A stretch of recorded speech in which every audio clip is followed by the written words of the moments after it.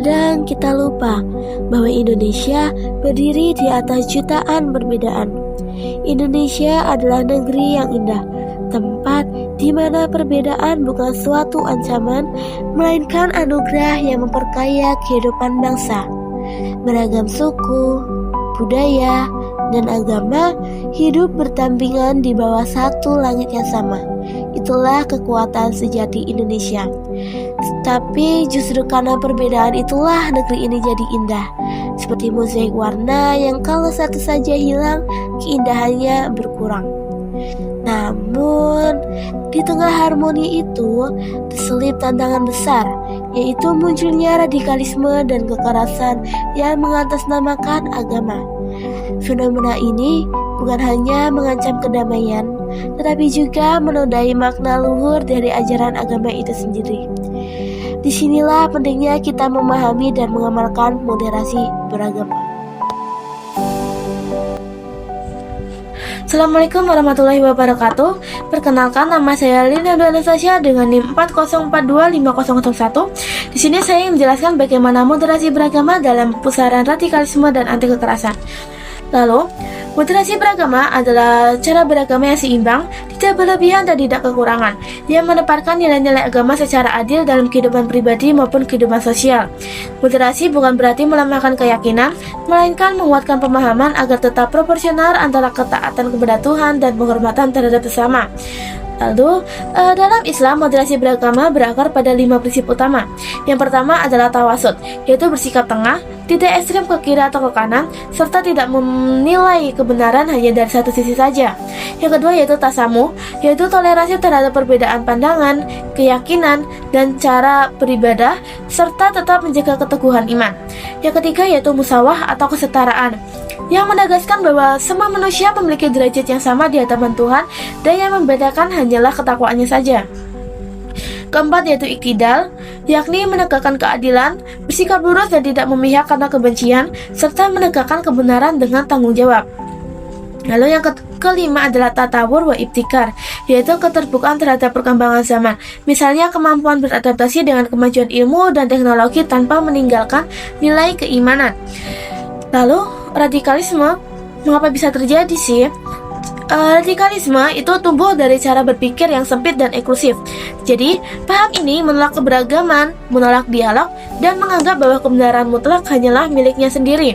Dalam bentuk ekstrim, radikalisme melahirkan kebencian, intoleransi, bahkan kekerasan yang mengatasnamakan agama. Padahal, tidak ada agama yang mengajarkan kekerasan. Semua agama membawa pesan kasih sayang, kedamaian, dan keadilan bagi semua manusia.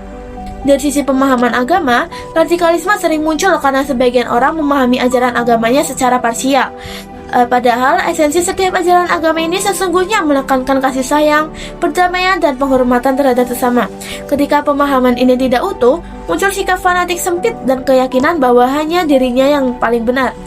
Selain itu, faktor sosial dan ekonomi juga memiliki pengaruh besar. Ketimpangan, kemiskinan, rasa ketidakadilan, dan keterasingan sosial dapat membuat seseorang lebih mudah terpengaruh ideologi yang menawarkan jalan keluar instan.